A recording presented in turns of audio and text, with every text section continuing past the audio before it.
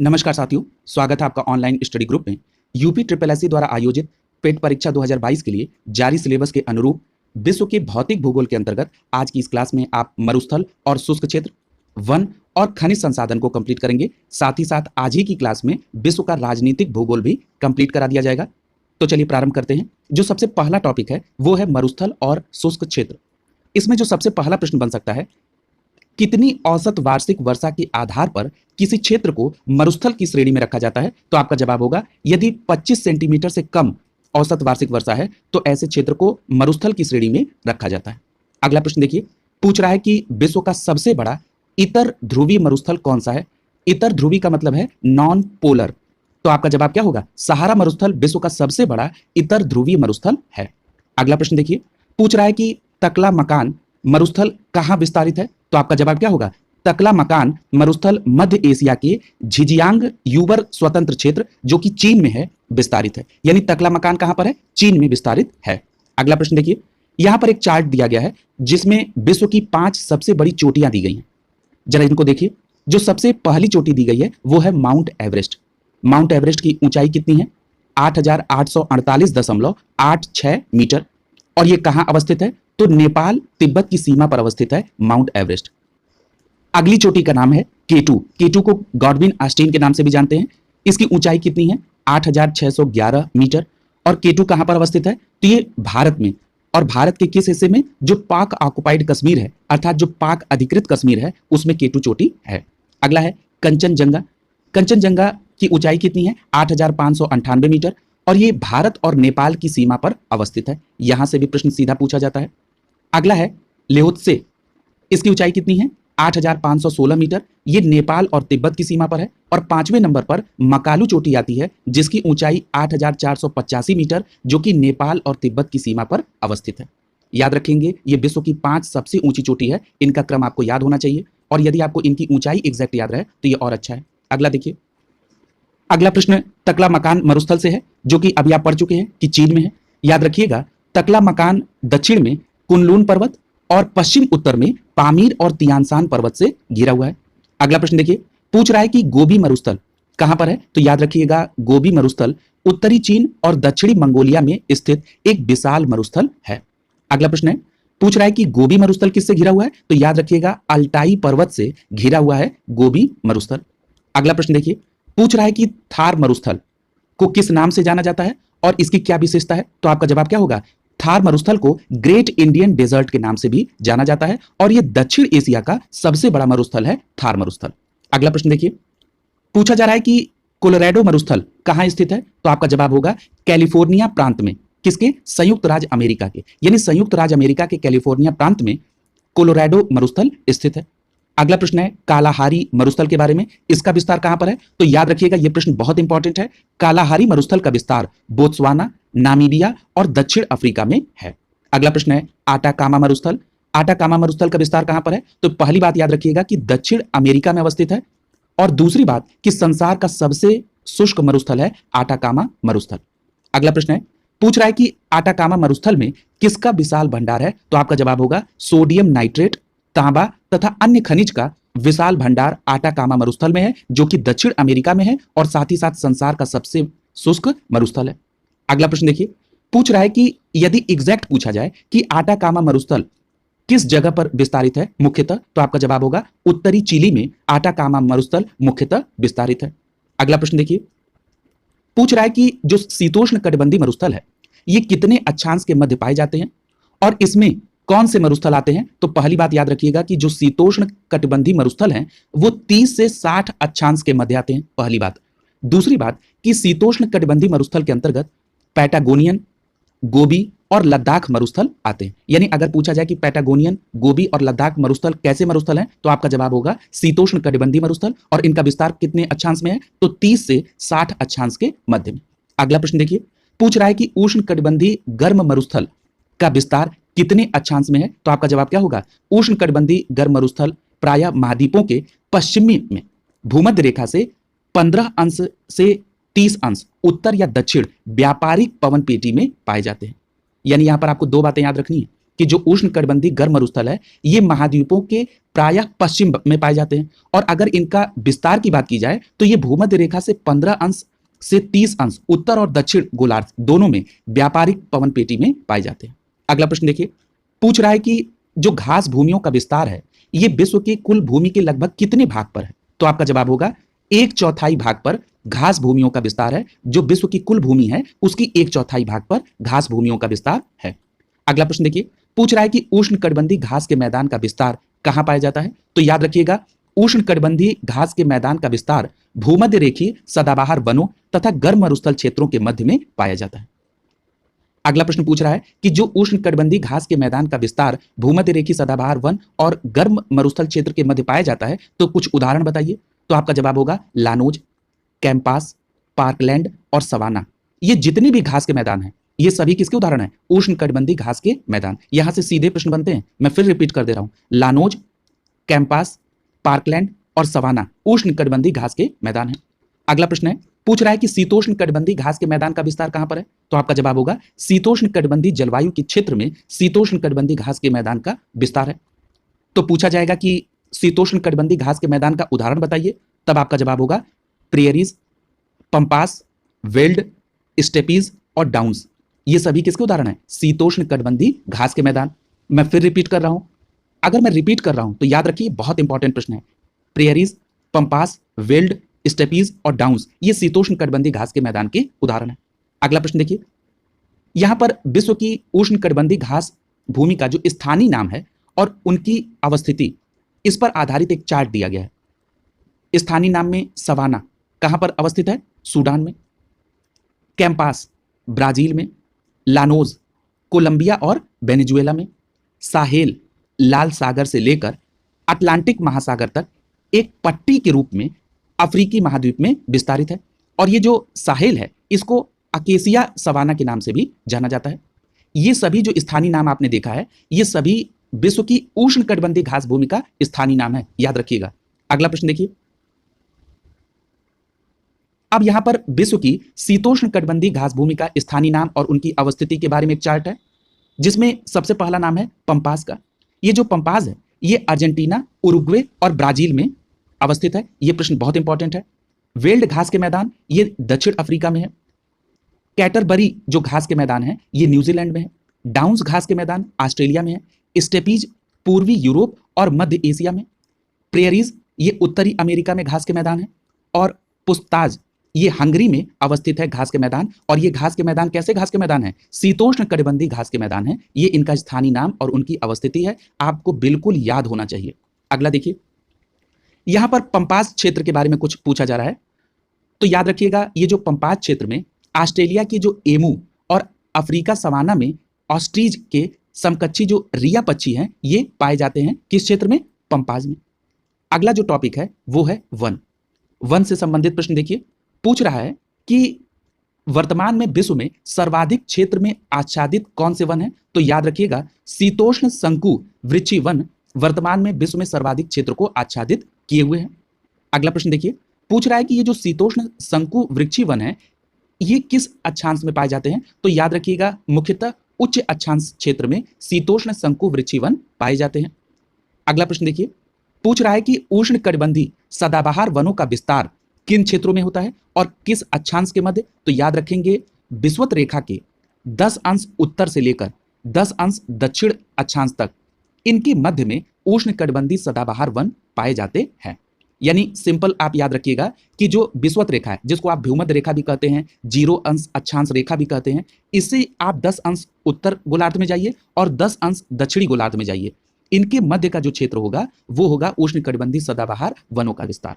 अगला प्रश्न देखिए, पूछ रहा है कि शीतोष्ण कोणधारी वन कहां पाए जाते हैं? तो याद रखिएगा 50 अंश से 60 अंश उत्तरी अक्षांशों में उत्तरी टुंड्रा और दक्षिणी भाग में पर्णपाती वनों के मध्य पाए जाते हैं शीतोष्ण कोणधारी वन। अगला प्रश्न देखिए, पूछ रहा है कि विश्व में कोणधारी वनों का जो क्षेत्र है वो किन क्षेत्र में है? तो याद रखिएगा कनाडा, यूरोप, एशिया, संयुक्त राज्य अमेरिका में कोणधारी वनों का क्षेत्र पाया जाता है। जो अगला टॉपिक है वो है खनिज संसाधन।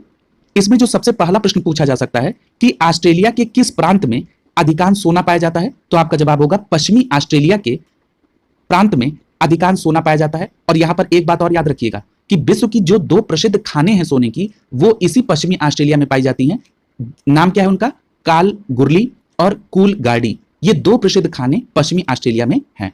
अगला प्रश्न देखिए, पूछ रहा है कि दक्षिण अफ्रीका के गौटेंग प्रांत की राजधानी क्या है? तो आपका जवाब होगा जोहान्सबर्ग। दक्षिण अफ्रीका के गौटेंग प्रांत की राजधानी है।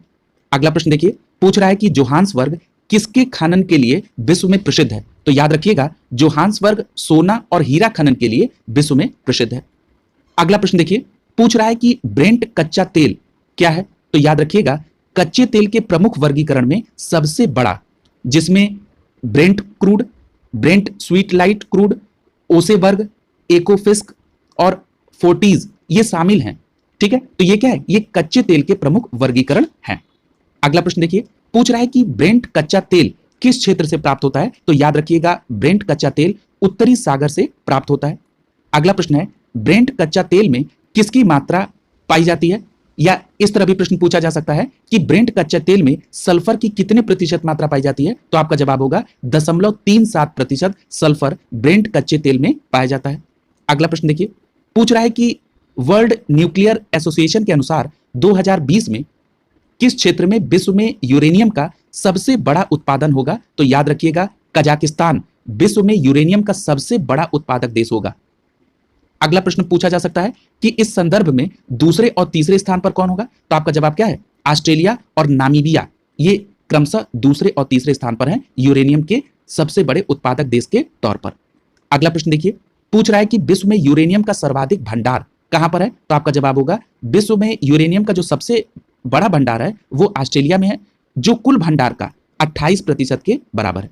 यानी अगर पूछा जाए कि यूरेनियम का सबसे बड़ा उत्पादक देश, तो कजाकिस्तान, दूसरे नंबर पे ऑस्ट्रेलिया, तीसरे नंबर पे नामीबिया। और यदि पूछा जाए कि यूरेनियम का सर्वाधिक भंडार कहां पर है, तो ऑस्ट्रेलिया में, जो कि विश्व के लगभग 28% के बराबर है। अगला प्रश्न देखिए,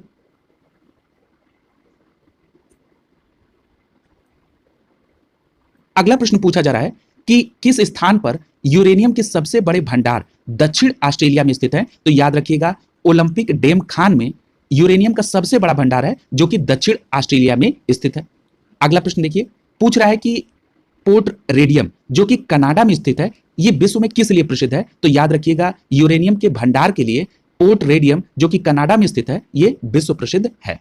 अगला प्रश्न देखिए, पूछ रहा है कि बिंघम जो कि यूएसए में है, ये किसके उत्पादन के लिए जाना जाता है? तो याद रखिएगा बिंघम जो कि यूएसए में है, ये तांबे के उत्पादन के लिए जाना जाता है। अगला प्रश्न देखिए, पूछ रहा है कि बाकू पेट्रोलियम उत्पादन ये किस क्षेत्र में स्थित है? तो याद रखिएगा काकेकस के उत्तरी ढाल पर अजरबैजान में स्थित है बाकू पेट्रोलियम उत्पादन क्षेत्र। अगला प्रश्न देखिए, पूछ रहा है कि मेसाबी रेंज कहां पर स्थित है और ये किसके भंडार के लिए प्रमुख है? तो याद रखिएगा जो मेसाबी रेंज है, ये संयुक्त राज्य अमेरिका के सुपीरियर झील के क्षेत्र में स्थित है और ये लौह अयस्क के भंडार वाली प्रमुख श्रेणियों में से एक है। यानी मेसाबी रेंज के संदर्भ में आपसे दो प्रश्न पूछे जा सकते हैं। पहली बात कि ये कहां पर है, तो आपका जवाब होगा संयुक्त राज्य अमेरिका के सुपीरियर झील में स्थित है। और किसके भंडार के लिए प्रसिद्ध है? तो लौह अयस्क के।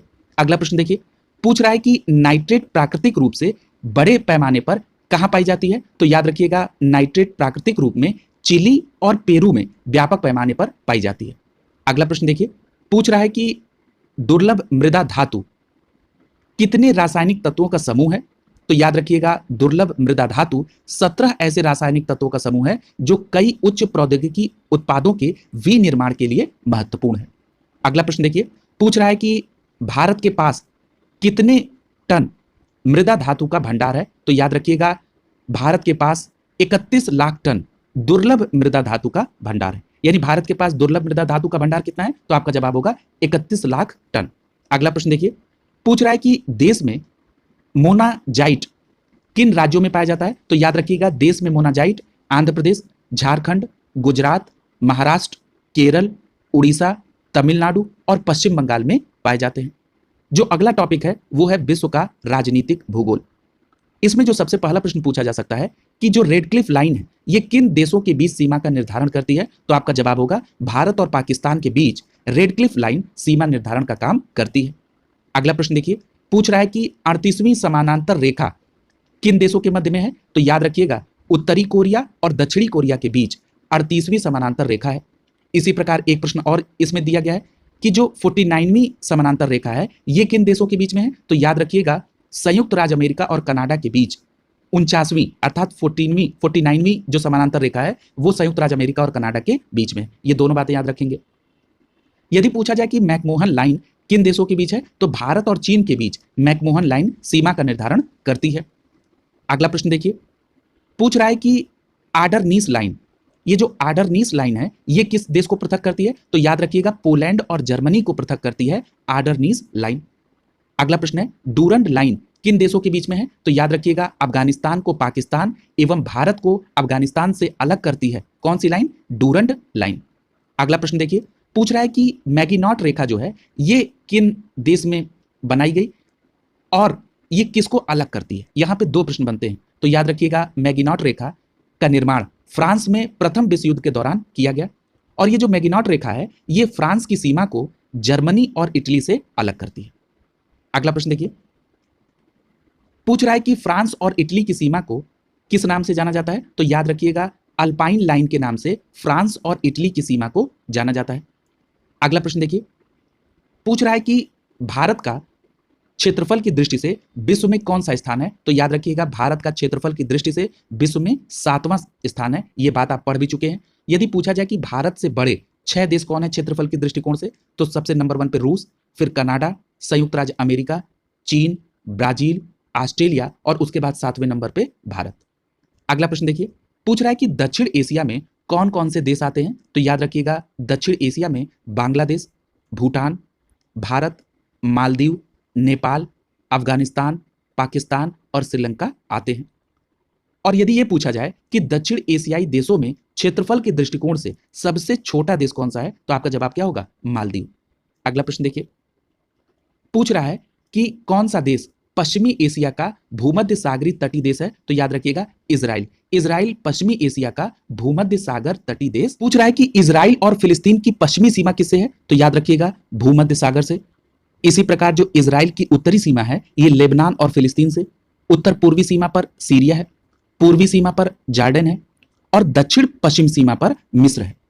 अगला प्रश्न देखिए, पूछ रहा है कि चीन की स्थलीय सीमा किन देशों से मिलती है? तो याद रखिएगा मंगोलिया, रूस, Kazakhstan, Kyrgyzstan, Tajikistan, Afghanistan, Bharat, Nepal, Bhutan, Myanmar, Laos, Vietnam और उत्तर कोरिया के साथ चीन की स्थलीय सीमा लगी हुई है। अगला प्रश्न देखिए, पूछ रहा है कि हॉर्न ऑफ अफ्रीका कहां पर है? तो याद रखिएगा हॉर्न ऑफ अफ्रीका या सोमाली प्रायद्वीप ये पूर्वी अफ्रीका महाद्वीप में एक सींग के आकार का तिकोना निकला हुआ भाग है। कहां पर? पूर्वी अफ्रीका महाद्वीप में। अगला प्रश्न देखिए, पूछ रहा है कि हॉर्न ऑफ अफ्रीका में कौन कौन से देश सम्मिलित हैं? तो याद रखिएगा जिबूती, इथियोपिया, इरिट्रिया और सोमालिया ये हॉर्न ऑफ अफ्रीका में सम्मिलित है। याद रखिएगा यहां से प्रश्न कई बार पूछे गए हैं। याद रखेंगे हॉर्न ऑफ अफ्रीका में जिबूती, इथियोपिया, इरिट्रिया और सोमालिया सम्मिलित है। अगला प्रश्न देखिए, पूछ रहा है कि बाल्कन क्षेत्र किसे कहा जाता है? तो याद रखिएगा दक्षिण पूर्वी यूरोप का एक विशिष्ट सांस्कृतिक क्षेत्र है। कौन सा क्षेत्र? बाल्कन क्षेत्र, जो कि बाल्कन पर्वतों के पास अवस्थित है। अगला प्रश्न देखिए, पूछ रहा है कि बाल्कन में शामिल प्रमुख देश कौन कौन से हैं? तो आपका जवाब होगा Albania, Bosnia Herzegovina, Bulgaria, Greece, Croatia, Serbia, Slovenia, Romania. ये सब किसमें है? बाल्कन के प्रमुख देश हैं। मैं फिर रिपीट कर दे रहा हूं, बाल्कन के प्रमुख देश कौन कौन से हैं? Albania, Bosnia Herzegovina, Bulgaria, Greece, Croatia, Serbia, Slovenia, Romania. ये बाल्कन के प्रमुख देश हैं। अगला प्रश्न देखिए, पूछ रहा है कि ओशिनिया नाम से किन देशों के भौगोलिक समूह को कहा जाता है? तो याद रखिएगा ओशिनिया के नाम से अभिहित देशों का जो भौगोलिक समूह है वो कुल इसमें 14 देश हैं और जिन्हें 3 उप समूहों में विभाजित किया गया है। वो 3 उप समूह कौन से हैं? मेलानेशिया, माइक्रोनेशिया और पॉलिनेशिया। ये ओशिनिया के 3 उप समूह हैं और इसमें कितने देश हैं? तो कुल 14 देश हैं।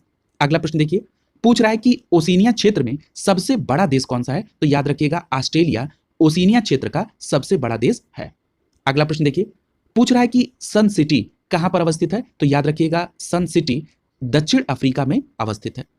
अगला प्रश्न है कांटो मैदान कहां पर अवस्थित है? तो याद रखिएगा ये जापान का अत्यधिक विकसित नगरीकृत और औद्योगिक भाग है कांटो मैदान। अगला प्रश्न है DR कांगो और कांगो गणराज्य देश किस महाद्वीप में है? तो आपका जवाब होगा अफ्रीका महाद्वीप में DR कांगो और कांगो गणराज्य देश आते हैं। अगला प्रश्न पूछ रहा है कि इन देशों में कौन सी जलवायु पाई जाती है? तो याद रखिएगा विषुवतीय प्रदेश में स्थित होने के कारण इन देशों में उष्णार्द्र जलवायु पाई जाती है।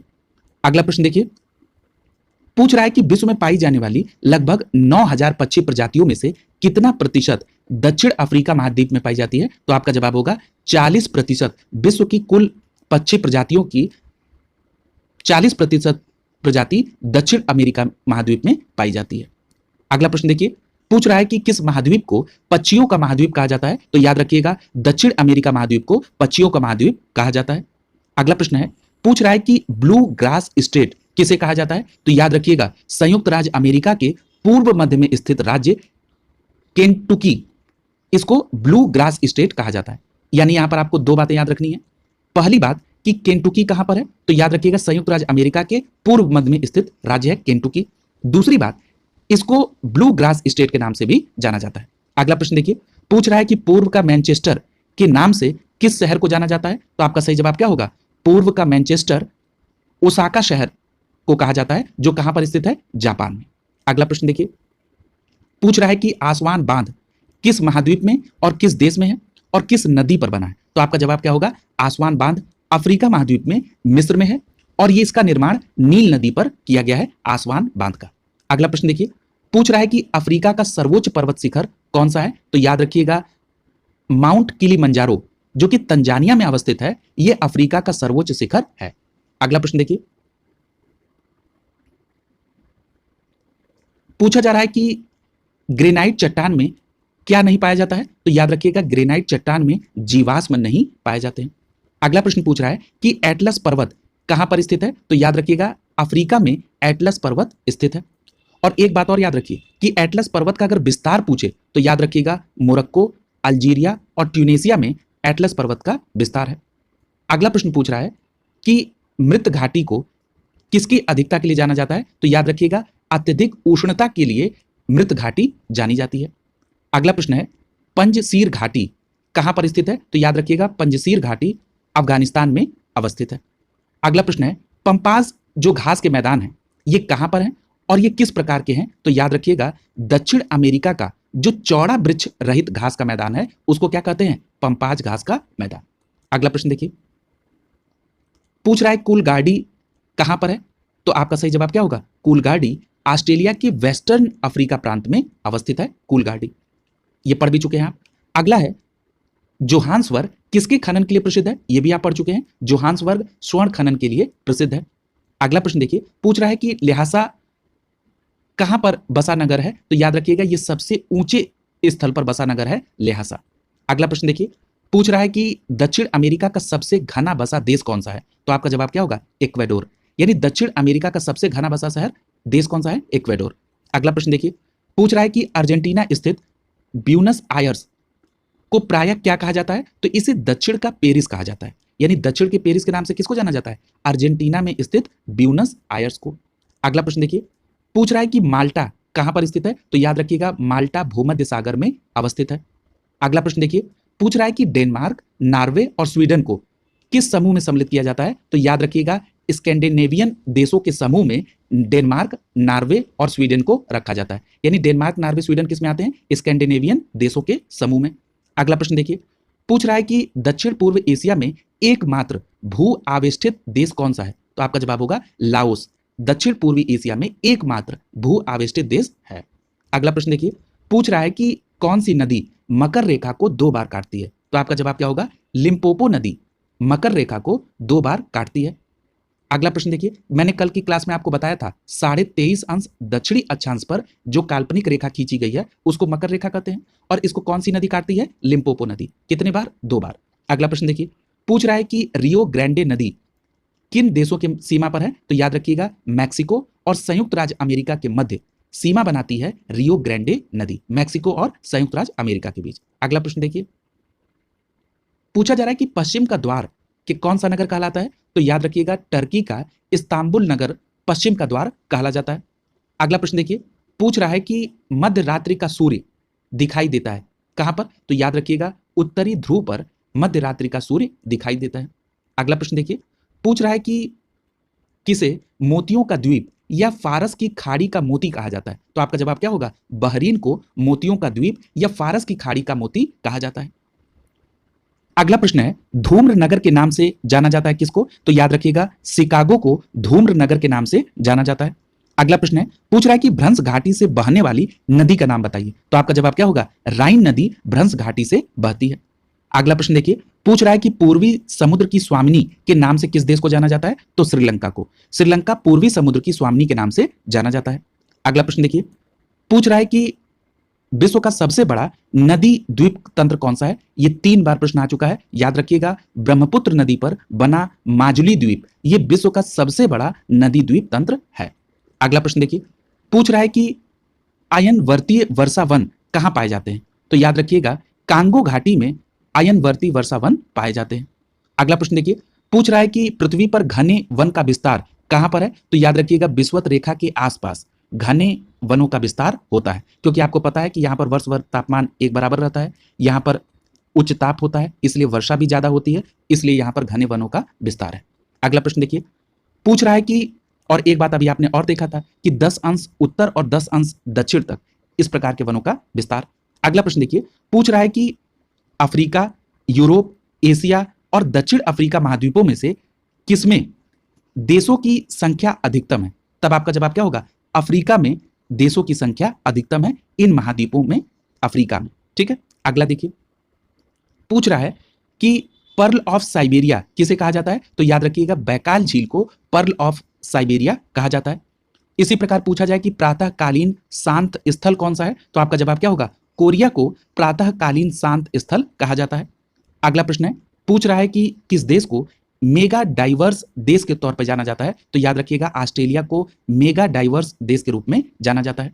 अगला प्रश्न देखिए, पूछ रहा है कि विश्व की दूसरी सबसे गहरी और लंबी झील कौन सी है? तो याद रखिएगा, टांगानिका झील विश्व की दूसरी सबसे गहरी और लंबी झील है। अगला प्रश्न देखिए, पूछ रहा है कि यूएसए में पूर्ण रूप से स्थित कौन सी झील है? तो आपका जवाब क्या होगा? मिशिगन झील, ये पूर्णतः यूएसए में स्थित है। अगला प्रश्न पूछ रहा है कि दस्त ए लुट कहां पर अवस्थित है? तो याद रखिएगा, दस्त ए लुट ईरान में अवस्थित है। कई बार यह प्रश्न पूछा गया है। अगला प्रश्न देखिए, पूछ रहा है कि पर्वतों का सागर किसे कहा जाता है? तो याद रखिएगा, ब्रिटिश कोलंबिया को पर्वतों का सागर कहा जाता है। अगला प्रश्न देखिए, पूछ रहा है कि सबसे बड़ी तटीय रेखा किस देश की है? तो याद रखिएगा, कनाडा देश की सबसे बड़ी तटीय रेखा है। अगला प्रश्न है, पूछ रहा है कि पृथ्वी की सतह के कुल क्षेत्रफल के लगभग कितने प्रतिशत भाग पर स्थल क्षेत्र है? तो आपका जवाब क्या होगा? पृथ्वी की सतह के कुल क्षेत्रफल का 30% भाग पर स्थल क्षेत्र है। यदि यह पूछा जाए कि ये 30% भाग कितने वर्ग किलोमीटर को कवर करता है, तो आपका जवाब क्या होगा? 14,83,00,000 वर्ग किलोमीटर पर स्थल क्षेत्र है, जो कि 30% आता है। यदि पूछा जाए कितने प्रतिशत भाग पर जल क्षेत्र आता है, तो आपका जवाब क्या होगा? तब आपका जवाब होगा 70% भाग पर जल क्षेत्र आता है। इसका मतलब यह हो गया कि पृथ्वी सतह पर पानी से ढका हुआ भाग लगभग 2/3 है। अगला प्रश्न देखिए, पूछ रहा है कि कुल जल का लगभग कितना प्रतिशत खारा जल के रूप में सागरों में है? तब आपका जवाब होगा 97% खारा जल सागरों में है। अगला प्रश्न देखिए, पूछ रहा है कि तुर्की की क्रमशः उत्तर और दक्षिण राजनीतिक सीमा का निर्धारण कौन करता है? तो आपका जवाब क्या होगा? काला सागर और भूमध्य सागर ये तुर्की की क्रमशः उत्तर और दक्षिण राजनीतिक सीमा का निर्धारण करता है। यानी तुर्की के उत्तर में काला सागर और तुर्की के दक्षिण में भूमध्य सागर राजनीतिक सीमा का निर्धारण करता है। अगला प्रश्न देखिए, पूछ रहा है कि सारगैसो सागर कहां पर है? तो याद रखिएगा, सारगैसो सागर उत्तरी अटलांटिक महासागर क्षेत्र में स्थित है। अगला देखिए, पूछ रहा है कि सारगैसो सागर में जो सारगैसम नामक वनस्पति है ये पाई जाती है, इसका नाम किसके आधार पर पड़ा? तो सारगैसो सागर के नाम पर पड़ा। यानी जो सारगैसो सागर है उसमें सारगैसम नामक वनस्पति अधिक मात्रा में पाई जाती है।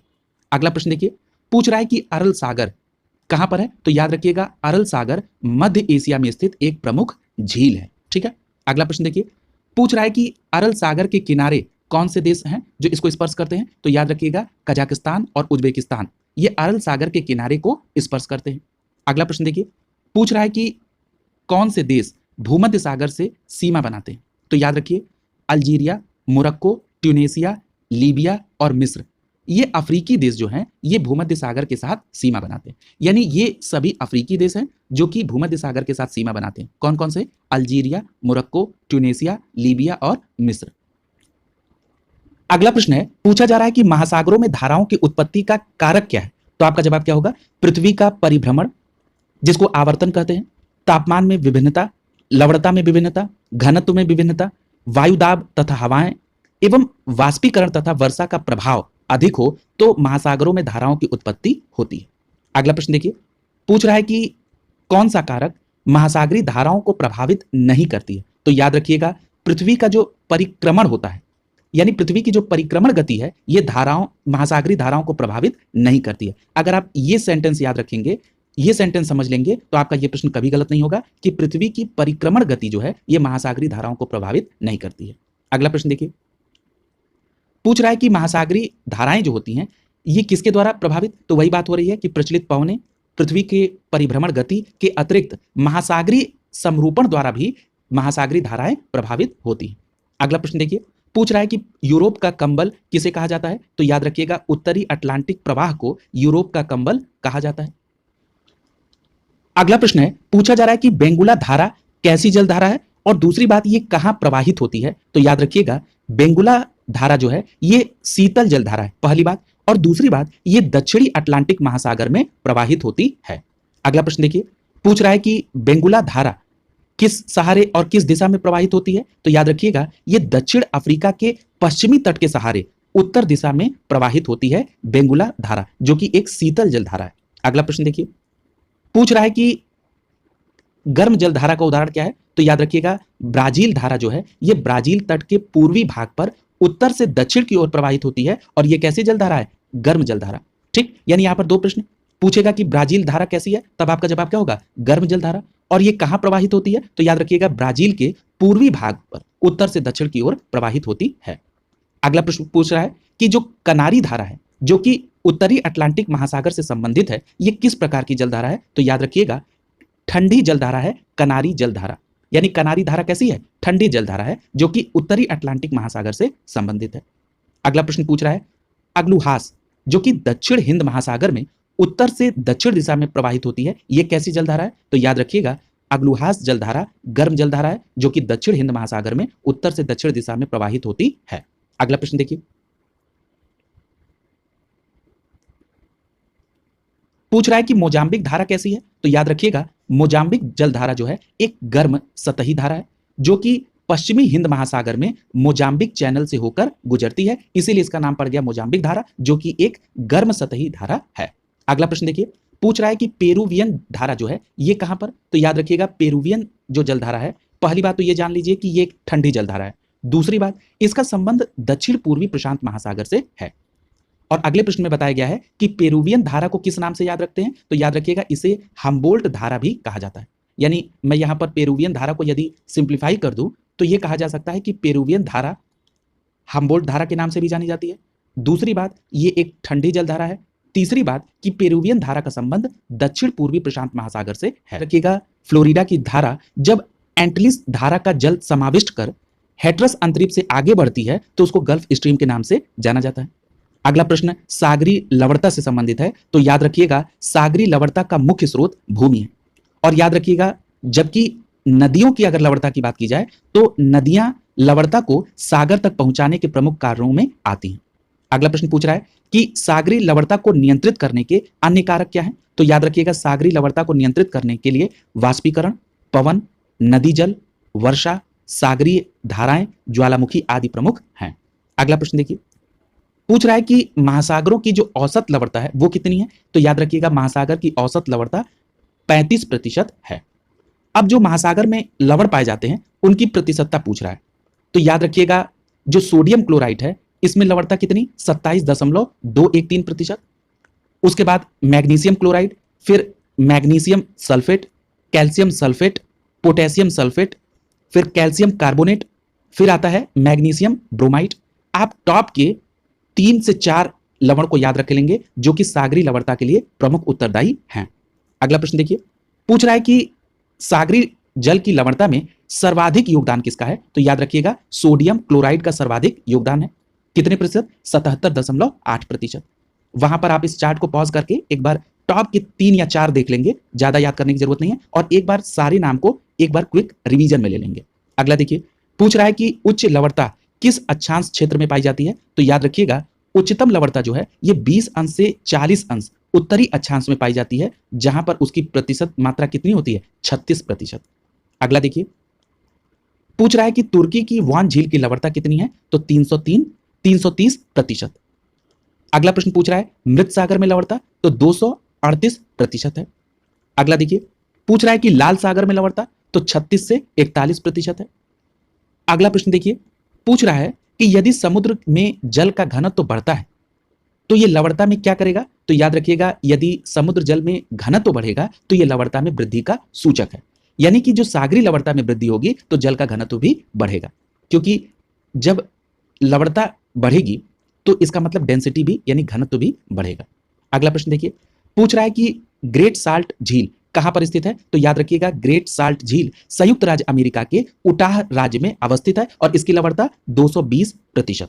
अगला प्रश्न देखिए, पूछ रहा है कि ज्वार भाटा की उत्पत्ति कैसे होती है? तो याद रखिएगा, ज्वार भाटा की उत्पत्ति सूर्य और चंद्रमा के आकर्षण बल और पृथ्वी पर उत्पन्न होने वाले दोनों बलों यानी अभिकेंद्री बल जिसको केंद्रानुमुख बल भी कहते हैं, और दूसरा है अपकेंद्री बल जिसको केंद्रोपरासित बल कहते हैं, इनके फलस्वरूप ज्वार भाटा उत्पत्ति होती है। यानी कि सूर्य और चंद्रमा के आकर्षण बल और पृथ्वी पर उत्पन्न होने वाले अभिकेंद्री और अपकेंद्री बल के कारण ज्वार भाटा आता है।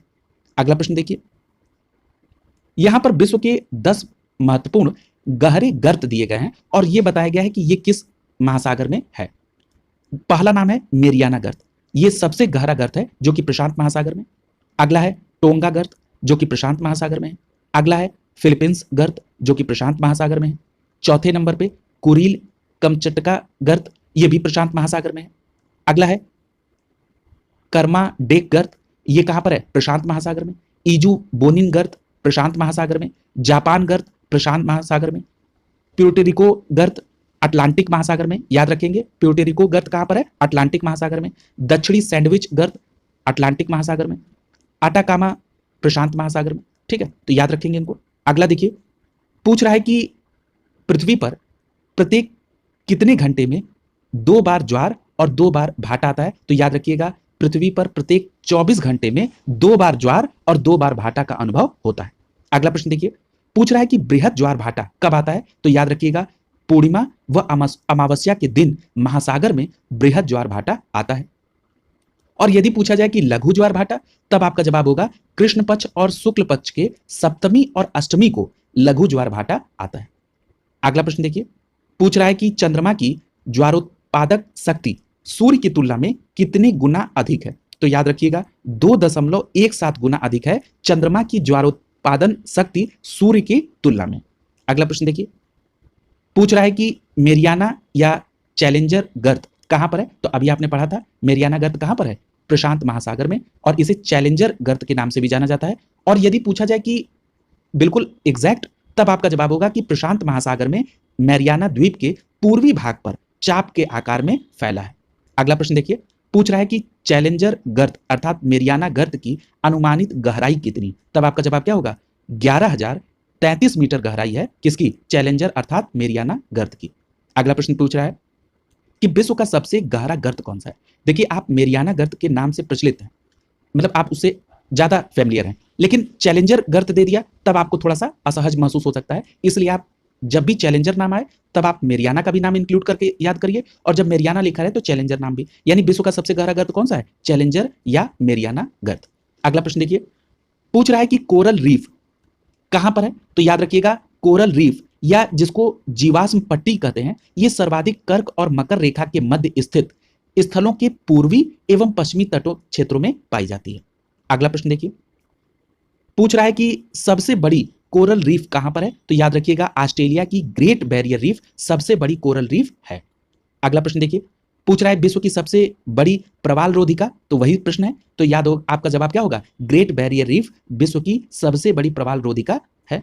अगला प्रश्न देखिए, पूछ रहा है कि ग्रेट बैरियर रीफ कहां पर स्थित है? तो याद रखिएगा, ऑस्ट्रेलिया महाद्वीप के क्वींसलैंड तट के साथ प्रशांत महासागर में अवस्थित है। ये अब और एग्जैक्ट लोकेशन की बात हो रही है कि ये ऑस्ट्रेलिया महाद्वीप के क्वींसलैंड तट के प्रशांत महासागर में ग्रेट बैरियर रीफ स्थित है। अगला प्रश्न देखिए, पूछ रहा है कि व्यस्ततम समुद्रिक मार्ग कौन सा है? तो याद रखिएगा, व्यस्ततम समुद्रिक व्यापार मार्ग उत्तरी अटलांटिक महासागर है। अगला प्रश्न देखिए, पूछ रहा है कि समुद्र तल पर पृथ्वी की केंद्र से सबसे निकट स्थान कौन सा है? तो याद रखिएगा, उत्तरी ध्रुव। ये समुद्र तल पर पृथ्वी के केंद्र से सबसे निकट स्थान है, उत्तरी ध्रुव। अगला प्रश्न देखिए, पूछ रहा है कि तापक्रम एवं वायु दाब के आधार पर वायुमंडलीय परतों का जो धरातल से ऊपर की ओर विभाजित स्तरों का क्रम है वो क्या है? तो जरा उसको देखिए। यहां पर जो पृथ्वी के ऊपर जो मंडल है उसके बारे में यहां पर चार्ट दिया गया है। अगर आप बात करेंगे सबसे निचला मंडल, जिसको क्षोभ मंडल कहा जाता है और इस मंडल को परिवर्तन मंडल के नाम से भी जाना जाता है, ये धरातल से 15 किलोमीटर की ऊंचाई पर अवस्थित है। इसी प्रकार समताप मंडल, ये पृथ्वी की जो धरातल है इससे 15 से 50 किलोमीटर की ऊंचाई पर है। मध्य मंडल 50 से 80 किलोमीटर की ऊंचाई पर है। आयन मंडल 80 से 640 किलोमीटर की ऊंचाई पर है और बहिर्मंडल 640 किलोमीटर से ऊपर है। याद रखेंगे। अगला प्रश्न देखिए, अब यहां पर इन मंडलों के संबंध में जो विशेष प्रश्न पूछे जाते हैं उनको दिया गया है। पूछ रहा है कि मौसम की जो प्रायः घटनाएं हैं मौसम संबंधी, जिसमें बादल, ओला, कोहरा, तुषार, मेघ गर्जन, आंधी, तूफान, विद्युत प्रकाश, ये सभी जो मौसम संबंधी घटनाएं हैं ये किस मंडल में घटित होती हैं? तो आपका जवाब क्या होगा? क्षोभ मंडल में घटित होती हैं। और क्षोभ मंडल की ऊंचाई क्या है? तो धरातल से लगभग 15 किलोमीटर ऊपर। और क्षोभ मंडल को अभी आपने किस और मंडल के नाम से जाना था? परिवर्तन मंडल। इसीलिए कहा जाता है परिवर्तन मंडल। क्यों? क्योंकि यहां पर मौसम संबंधी सभी घटनाएं होती हैं। अगला प्रश्न देखिए, पूछ रहा है कि धरातल से ऊपर की ओर जाने पर प्रति 1000 मीटर अर्थात 1 किलोमीटर में तापमान में कितने का परिवर्तन होता है? तो याद रखिएगा, धरातल से ऊपर की ओर जाने पर 1000 मीटर अर्थात 1 किलोमीटर पर 6.5 डिग्री सेल्सियस की दर से तापमान कम होने की घटना भी इसी क्षोभ मंडल में होती है। अगला प्रश्न देखिए, पूछ रहा है कि समताप मंडल की क्या विशेषता है? तो याद रखिएगा, समताप मंडल बहुत ही शुष्क है और यहां की वायु में जल वाष्प बहुत ही कम मात्रा में पाई जाती है। इसीलिए इस परत में बादल तथा अन्य मौसम घटनाएं न के बराबर होती हैं। अगला प्रश्न पूछ रहा है कि ये जो व्यावसायिक जेट विमान है ये वायुमंडलीय विक्षोभ से बचने के लिए किस मंडल में उड़ान भरते हैं? तो आपका जवाब क्या होगा? समताप मंडल। क्योंकि अभी आपने पढ़ा कि जो बादल या मौसम संबंधी घटनाएं हैं वो समताप मंडल में ना के बराबर होती हैं, इसीलिए व्यावसायिक जेट विमान इस मंडल में उड़ान भरते हैं। अगला प्रश्न देखिए, पूछ रहा है कि ओजोन परत, तो याद रखिएगा सूर्य से निकलने वाली विनाशकारी रेडिएशन से पृथ्वी पर जीवन की सुरक्षा करती है कौन? ओजोन परत। अब अगला प्रश्न क्या है? पूछ रहा है कि ओजोन परत कहां पाई जाती है? तब आपका जवाब होगा ओजोन परत समताप मंडल यानी स्ट्रेटोस्फेयर में निचले भाग में 15 से 35 किलोमीटर की ऊंचाई पर पाई जाती है। अगला प्रश्न देखिए, पूछ रहा है कि ओजोन का निर्माण, तो याद रखिएगा ऑक्सीजन के 3 अणुओं से युक्त एक अणु है ओजोन। इसका सूत्र क्या है? O3। अगला प्रश्न देखिए, पूछ रहा है ओजोन का रंग कैसा होता है? तो याद रखिएगा ओजोन का रंग नीला होता है। अगला प्रश्न देखिए, पूछ रहा है जो रेडियो तरंगे हैं इनका विक्षेपण या परावर्तन किस मंडल से होता है? तो याद रखिएगा रेडियो तरंगों का विक्षेपण और परावर्तन आयन मंडल से होता है। अगला प्रश्न देखिए, पूछ रहा है कि आयन मंडल में घटित होने वाली प्रमुख घटनाएं कौन कौन सी हैं? तो आपका जवाब क्या होगा? ब्रह्मांड किरणों यानी कॉस्मिक रेज परिलक्षण, उत्तरी ध्रुवीय प्रकाश और दक्षिणी ध्रुवीय प्रकाश के दर्शन आयन मंडल में घटित होते हैं।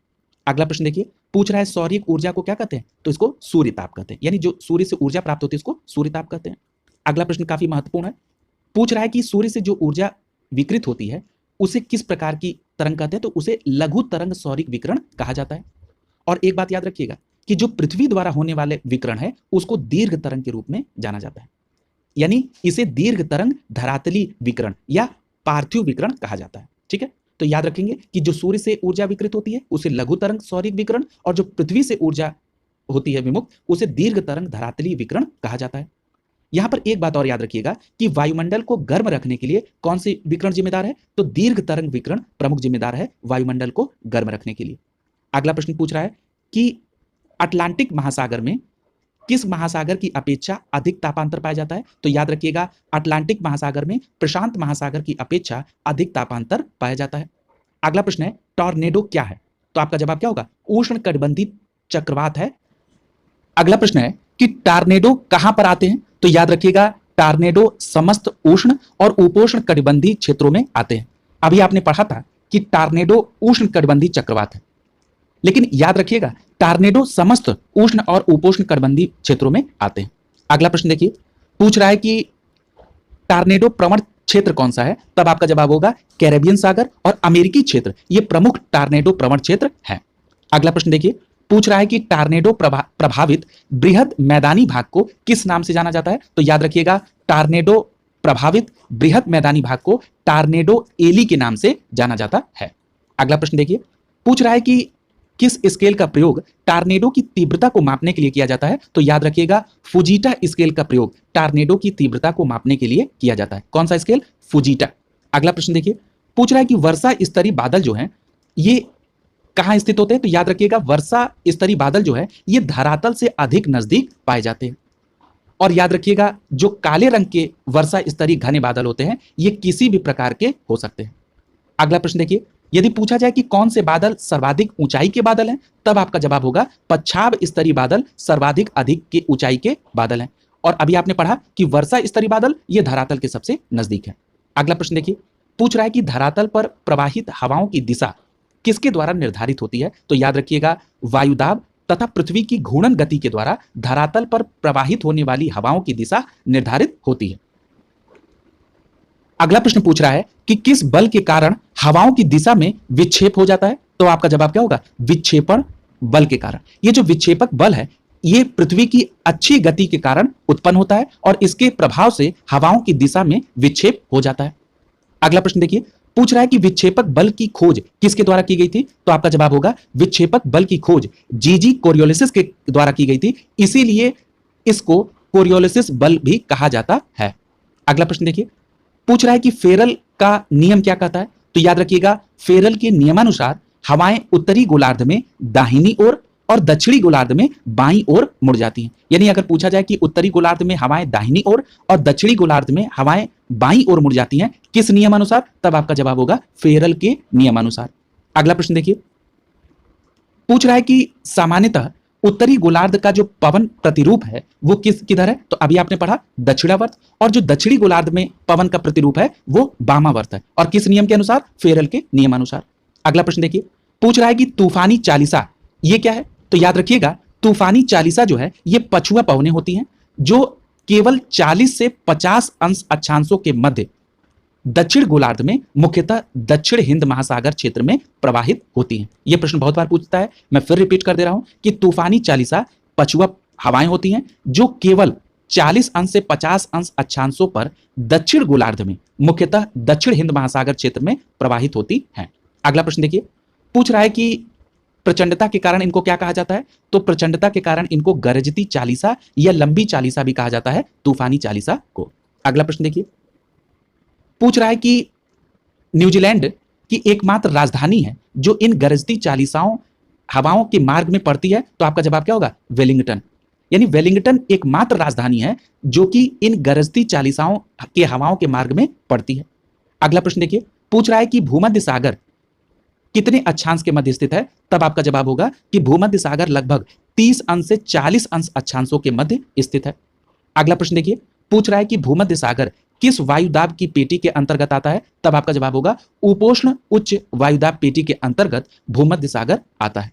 अगला प्रश्न है, पूछ रहा है कि मानसूनी पवनें कब और किस दिशा में चलती हैं, तो याद रखिएगा मानसूनी पवनें ग्रीष्म ऋतु के 6 माह में समुद्र से स्थल की ओर चलती हैं और शीत ऋतु में 6 माह में स्थल से समुद्र की ओर चलती हैं मानसूनी पवनें।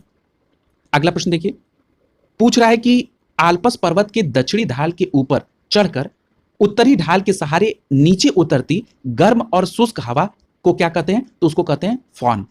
यानी फॉन जो है ये आल्पस पर्वत के दक्षिणी ढाल से ऊपर चढ़कर उत्तरी ढाल के सहारे नीचे उतरने वाली गर्म और शुष्क हवा है।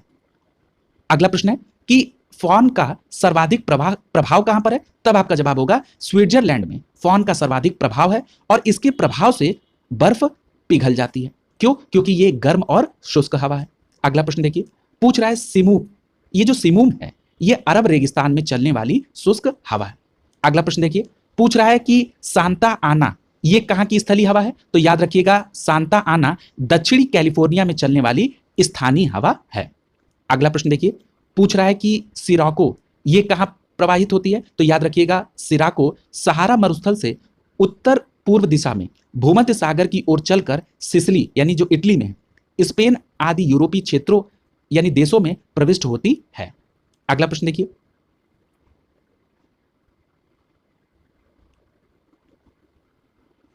ब्लिजार्ड के बारे में पूछा जा रहा है। पूछ रहा है कि ये ब्लिजार्ड हवाएं क्या हैं? तो याद रखिएगा हिम झंझावट युक्त ध्रुवीय हवाएं जो होती हैं उनको ब्लिजार्ड कहा जाता है।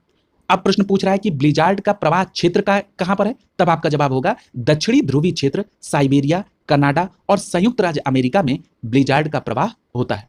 अगला प्रश्न, यहां पर एक चार्ट दिया गया है जिसमें गर्म स्थानीय पवनें हैं और ये किन क्षेत्रों में है ये दिया गया है, आप इनको बिल्कुल याद कर लेंगे।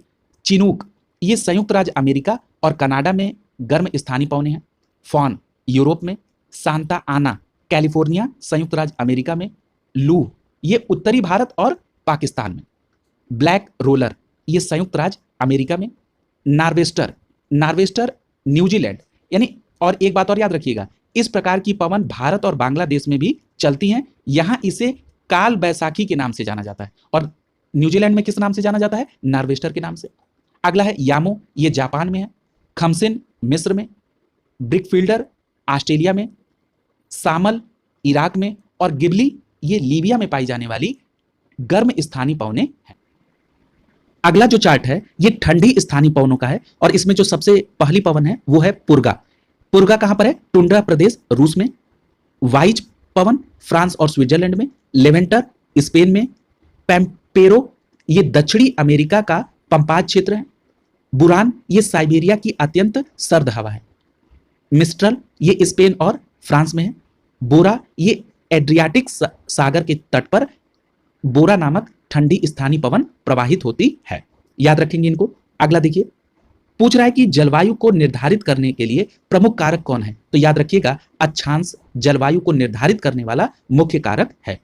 अगला प्रश्न देखिए, पूछ रहा है कि पृथ्वी के लगभग कितने भाग पर शुष्क प्रदेश का विस्तार है जो अन्य सभी भौगोलिक क्षेत्रों से अधिक है? तो याद रखिएगा पृथ्वी के लगभग 1/3 भाग पर शुष्क प्रदेश का विस्तार है। अगला प्रश्न देखिए, पूछ रहा है कि विषुवतरेखी प्रदेश कितने अक्षांश के मध्य पाए जाते हैं? तो याद रखिएगा विषुवतरेखी जलवायु प्रदेश जो है ये 5 से 10 अक्षांशों के मध्य दोनों गोलार्धों में विस्तृत है। ठीक, यानी अगर आपसे पूछा जाए कि विषुवतरेखी जलवायु प्रदेश कहां पर, तब आपका जवाब होगा 5 से 10 अक्षांश के मध्य दोनों गोलार्धों में।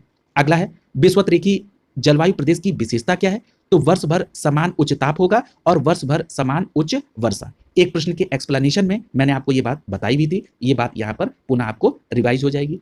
अगला देखिए, पूछ रहा है कि उष्णकटिबंधीय जलवायु की विशेषता क्या है? तो याद रखिएगा उष्णकटिबंधीय जलवायु जहां पर होती है वहां पर स्पष्ट शुष्क और आर्द्र ऋतु, वर्ष भर ऊंचा तापमान और अधिक सूर्यताप होता है। इसी प्रकार यदि पूछा जाए कि भूमध्य सागरीय जलवायु की विशेषता क्या होती है और ये कहां पाई जाती है, तो याद रखिएगा कि भूमध्य सागरीय जलवायु जो है इन प्रदेशों में अधिकांश वर्षा शीतकाल में होती है। ये तो इसकी विशेषता हो गई। और ये किन क्षेत्रों में पाई जाती है? तो याद रखिएगा उत्तरी अमेरिका में दक्षिणी कैलिफोर्निया, लॉस एंजलिस और दक्षिण अमेरिका में मध्य चिली, दक्षिण अफ्रीका में दक्षिण पश्चिमी भाग और दक्षिण ऑस्ट्रेलिया में भूमध्य सागरीय जलवायु पाई जाती है। और देखिए अगले प्रश्न में बताया गया है कि भूमध्य सागरीय जलवायु प्रदेश की विशेषता क्या है कि अधिकांश वर्षा शीतकाल में होती है। अगला प्रश्न पूछ रहा है कि हेकी स्टोथर्म क्या है? तब आपका जवाब होगा बहुत कम तापमान वाले क्षेत्रों जैसे पर्वतों एवं अल्पाइन वनों में उगने वाले पौधों को हेकी स्टोथर्म कहा जाता है। याद रखेंगे। अगला देखिए, अगला प्रश्न पूछ रहा है कि मौसम बदलने का कारण क्या है? तो आपका जवाब क्या होगा? पृथ्वी का सूर्य के चारों ओर चक्कर लगाना और अपने अक्ष पर झुका होना यह मौसम बदलने का प्रमुख कारण है। अगला प्रश्न पूछ रहा है कि बैरोमीटर में पारे के तल में अचानक गिरावट किस बात का संकेत देती है? तो याद रखिएगा यह तूफान का सूचक है जब बैरोमीटर में पारे का तल अचानक गिर जाए। अगला प्रश्न देखिए, पूछ रहा है कि किस देश में अधिक अम्लीय वर्षा होती है? तो आपका जवाब होगा नॉर्वे में अधिक अम्लीय वर्षा होती है।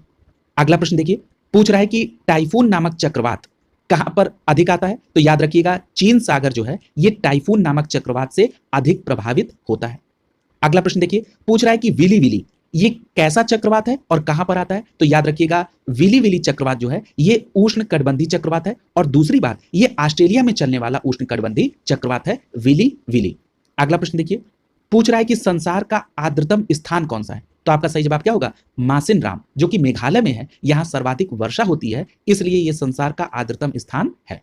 अगला प्रश्न देखिए, पूछ रहा है कि विश्व का सबसे ठंडा स्थान कौन है? तो बरखोयांस्क जो है यह विश्व का सबसे ठंडा स्थान है।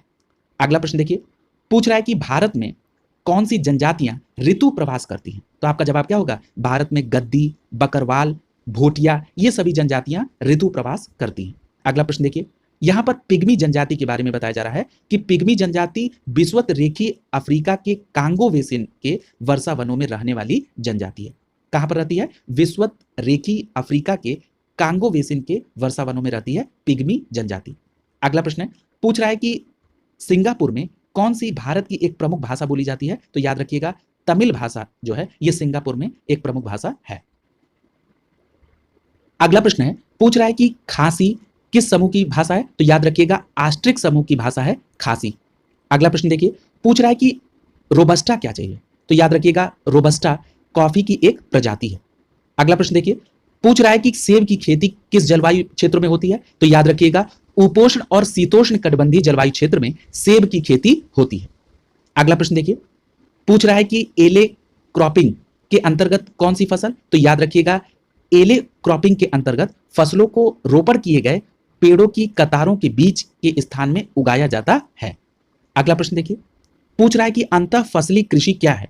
तो आपका जवाब क्या होगा? अंतः फसली कृषि एक व्यापक प्रणालीगत शब्द है और इसके अंतर्गत रिले क्रॉपिंग, मिलवा खेती, एले क्रॉपिंग ये सभी विधियां आती हैं अंतः फसली कृषि के अंतर्गत।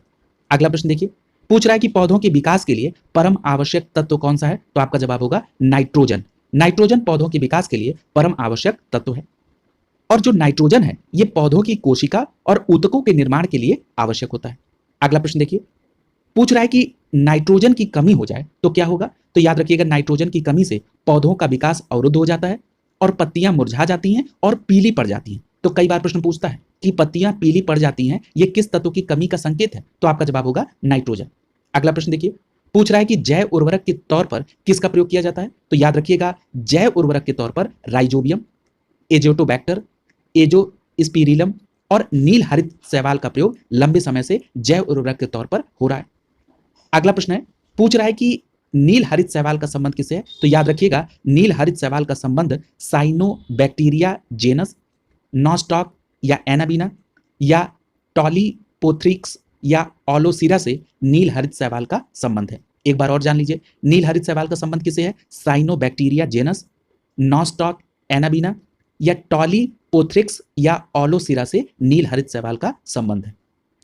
अगला देखिए, पूछ रहा है कि ये जो जैव उर्वरक हैं ये वायुमंडल में किसके लिए सहायक हैं? तो याद रखिएगा ये जैव उर्वरक वायुमंडलीय नाइट्रोजन के स्थिरीकरण में सहायक है। अगला प्रश्न देखिए, पूछ रहा है कि वो कौन सा जैव उर्वरक है जिसका प्रयोग धान जैसी फसलों के उत्पादन में किया जाता है? तो आपका जवाब क्या होगा? एजोला एनाबीना एक जैव उर्वरक है जिसका प्रयोग धान जैसी फसलों के लिए किया जाता है। अगला प्रश्न देखिए, अगला प्रश्न पॉडजोल मृदा से है। पॉडजोल मृदा कहां पाई जाती है? तो याद रखिएगा पॉडजोल मृदा मुख्यतः समशीतोष्ण जलवायु में पाई जाती है और ये जो पॉडजोल मृदा है ये वनाच्छादित प्रदेशों की हल्के रंग की मृदा है। अगला प्रश्न देखिए, और किस जगह पाई जाती है? शीत समशीतोष्ण जलवायु में। अगला प्रश्न देखिए, अगला प्रश्न है कि मोका कॉफी कहां उगाई जाती है? तो याद रखिएगा मोका कॉफी को यमन में उगाया जाता है। अगला प्रश्न देखिए, पूछ रहा है कि चाय का प्रयोग सर्वप्रथम कहां पर किया गया? तो याद रखिएगा चाय का प्रयोग सर्वप्रथम चीन में एक चिकित्सकीय पेय के रूप में किया गया था। अगला प्रश्न देखिए, पूछ रहा है कि चाय में कौन से तत्व पाए जाते हैं? तो याद रखिएगा चाय में theanine, caffeine, polyphenols, tannin, theobromine, theophylline ये तत्व पाए जाते हैं चाय में। मैं एक बार और रिपीट कर दे रहा हूं, चाय में theanine, caffeine, polyphenols, tannin, theobromine, theophylline ये तत्व किसमें पाए जाते हैं? चाय में। अगला प्रश्न देखिए, पूछ रहा है कि जो हेरोइन है इसका उत्पादन कहां से होता है? तो याद रखिएगा अफीम के पोस्ता से हेरोइन का उत्पादन होता है। अगला प्रश्न है, पूछ रहा है कि स्वर्णिम अर्धचंद्र में किसका उत्पादन और निर्यात करने वाले देशों को सम्मिलित किया गया है? तो याद रखिएगा स्वर्णिम अर्धचंद्र में मध्य और दक्षिण एशिया के जो अफीम उत्पादक और निर्यातक देश हैं वो सम्मिलित हैं। अब प्रश्न उठता है कि स्वर्णिम अर्धचंद्र के अंतर्गत कौन कौन से देश के क्षेत्र हैं? तो याद रखिएगा पाकिस्तान, ईरान और अफगानिस्तान के क्षेत्र को स्वर्णिम अर्धचंद्र के में शामिल किया गया है और इन क्षेत्रों में किसका उत्पादन और निर्यात होता है? अफीम का।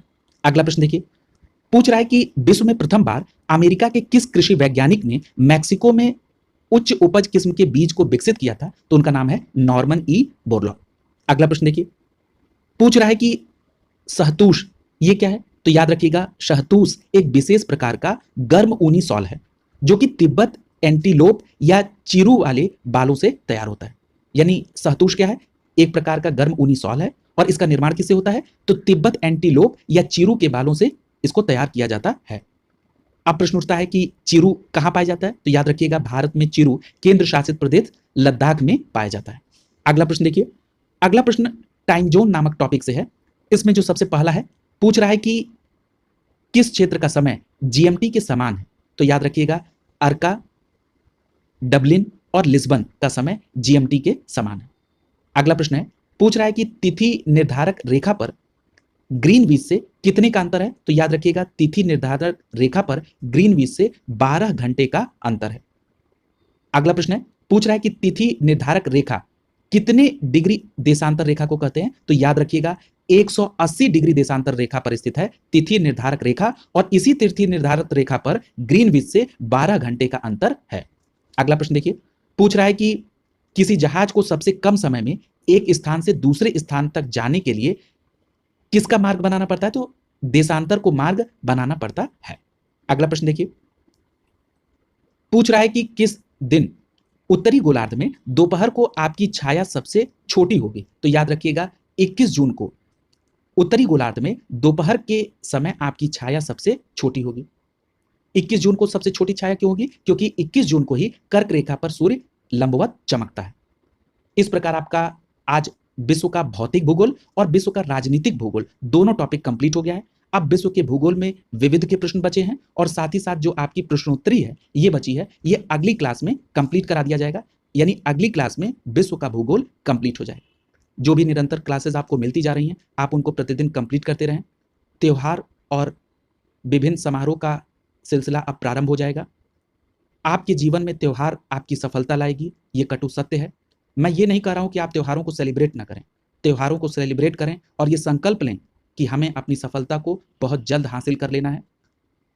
इन्हीं शुभकामनाओं के साथ आप सभी को बहुत बहुत धन्यवाद।